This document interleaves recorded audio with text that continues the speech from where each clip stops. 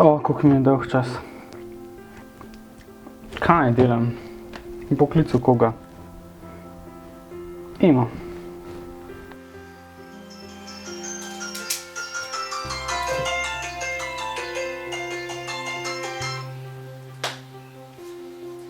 Hej, Miha. Živijo, Ima. Kje te motim? Doma lih pijem kavico, pa pripravljam se za dan, za popoldne, za pogovore, ja. Vi zakaj te kličem? Dolg čas mi je, pa me zanima, če me lahko kaj vprašaš. Dej, okej, lej. Ne, tlele se lih pripravljam za besedno bogoslužje, pa sem te hotela vprašati, da mi čist po resnici poveš nekaj. Lej, pač, čist iskreno iz srca me nekaj zanima. Pač, a ti tudi medtem, ko so berila, ko se berejo berila po evangeliji, a ti to vsakič poslušaš točno, kaj se zgodi, ali pač zatavaš, kdaj z mislimi, ne vem, pač, veš, kaj mislim? Ja, vem, ja. Ja, zatavam dostikrat, se mi zdi sploh, ko sem bil mlajši, sem imel to kar navado, kako nekako pregnati čas premaž, da mi je cajt hitreje minil. Zdaj se mi zdi pa, da je to bolj vprašanje, s kakšnim namenom pridem k maši, ali pridem jaz samo nekaj, kaj bom jaz tam rešil, kaj bom jaz na umu, v bistvu, kaj bom jaz razmišljal, ali pridem tudi poslušati, a ne. Tako da tle se mi zdi bolj vprašanje, kje je moje srce. Tako da ja, se mi zdi, da velikokrat pri maši sem tako, ko pride gor brat za berilo ali pa pridem župnik začne brati evangelij, sem prav tako, Miha, te pa poslušaj, ampak se velikokrat zgodi, da ko pač do konca prebere bralec, sploh ne ve niti besede, kaj sem slišal. Tako da se mi res zdi tule vprašanje, zakaj sem šel k maši, oziroma kje je moje srce takrat. Ja, ker zdajle tukaj beremo, ne, da je vsaka Božja beseda točno odgovor na tvoje probleme. Pa misliš, da je to res, ali kaj? Mislim, ne vem, saj ne vem. Ja, verjamem, da po vsaki Božji besedi nam Bog govori. Sicer meni se tle malo zatakne odgovor na moje probleme, težave, zato ker se mi zdi, da če jaz hočem, da Bog reši moje težave in grem s tem namenom brati,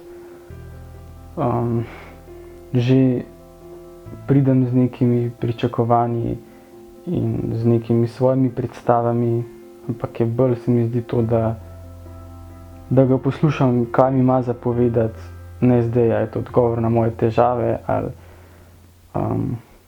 kaj, ampak mislim, da je za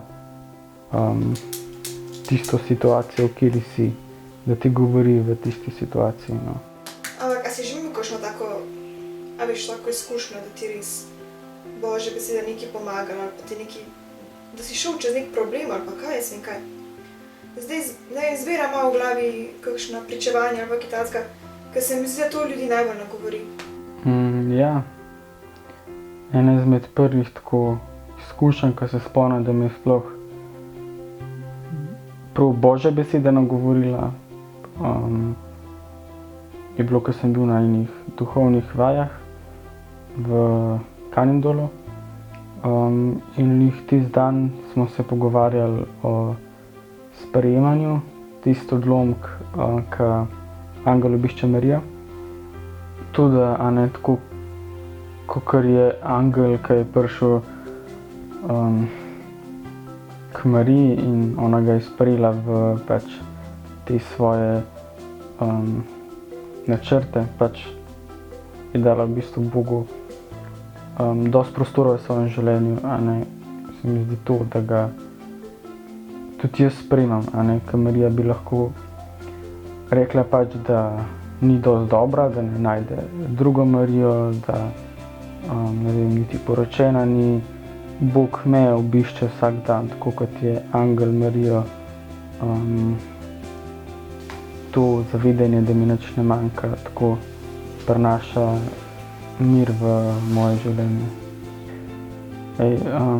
V bistvu bomo danes tudi o darovanju razmišljali, tako da mi lahko pa ti poveš zdaj, kaj pa ti razmišljaš med darovanjem.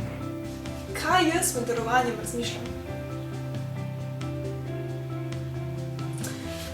Dobro, no, pač glih takrat denar pobirajo, ne, v nedeljah, tako da mi velikokrat na kraj pameti pade, pač ko gospod dala denarja, veš, ne dam 1 evro, ne dam 2 evra, a to sta 5 evrov, pa veš, zaradi tega gremo vedno na pijačo po maši, a veš, moram si pustiti še ne 3-4 evre za tega, da si kupim vroč čokolado. Pač ne moram dati kar vsega v darovanje. Je ka pa meni nič ne ostane zase, seš, kaj mislim. Pač iskreno, no. Pak daj me ful skrbi, pač, a bo ta gospod, ki pobira denar, sploh do mene prišel, ali pa veš, če nimam denarja, tako razmišljam, pač kako ne mu pokažem, da nimam nič, a ne se tako izogibam kontaktu oči, ali kaj ne naredim. Pa imaš kakšno tako izkušnjo, da bi lahko povedala, kaj je zate darovanje? Ja, imam kakšno tako izkušnjo, ja, v bistvu, za darovanje. Ne, a veš ima občutek, ko imaš vsega preveč, tako, ko imaš toliko že problemov, toliko skrbi, živčen si, ne vem, zaskrbljen, ne vem, kaj se ti dogaja pač v življenju. Pač, ko ne moreš več sam tega nositi. In pa sem šla enkrat k maši in se spomnim, da sem se prvo spraševala, ne vem, nikoli nisem tega vprašala, ampak zakaj sploh je tam del darovanja, ne, kaj sploh to, sigurno ni namenjen samo temu, da se denar pobere, ali pa, ne vem, da se za pevski zbor zapoje eno pesem. In sem se spraševala in sem gotovila, da v bistvu je to čas, ker tudi ti, a ne, nekaj prineseš k darovanju, tudi ti daš lahko svoje probleme. Tudi tebi ni treba nositi tega vseh problemov, vseh težav, vseh strahov, ki imaš, ni treba ti nositi tega sama, ne. Ker če imaš res enega dobrega prijatelja, mu lahko zaupaš te stvari, mu lahko daš, da on s tabo v teh stvarih. Takrat se spomnim, da sem sedela pri maši in sem prav rekla, pa daj Jezus, daj ti to nosi z mano, jaz tega ne morem sama. Meni je to pretežko. In ne vem, kako bi ti opisala, kot da bi imeli tak velik kamen, ki bi ga nekdo vzel od mene in bi ga nosil pač z mano, da bi ga on nosil namesto mene. Ja. Tako da od takrat naprej se res trudim, no, da bi izkoristila ta čas darovanja. Tudi dam vse svoje veselje, pa tudi žalost, strahove, pač njemu. Ne rabim iz tega samo vsega prenašati, če so kakšne hude stvari. Če so pa lepe stvari, a ne, se pa itak podvojijo, ne, če z nekom deliš veselje, pa če je tvoj res iskren prijatelj. Tako da to je zame darovanje. Lep pozdrav vsem. Naprošena sem bila, da postavimo ta kratek video o Božji besedi in Evharistiji, maši. Vsi mi smo nastali iz Božje besede, ki je tako močna, da nosi v sebi življenje, da je Bog sam, da je vsaki besedi, ki prihaja iz njegovih ust, v resnici njegov duh, v resnici polno življenja.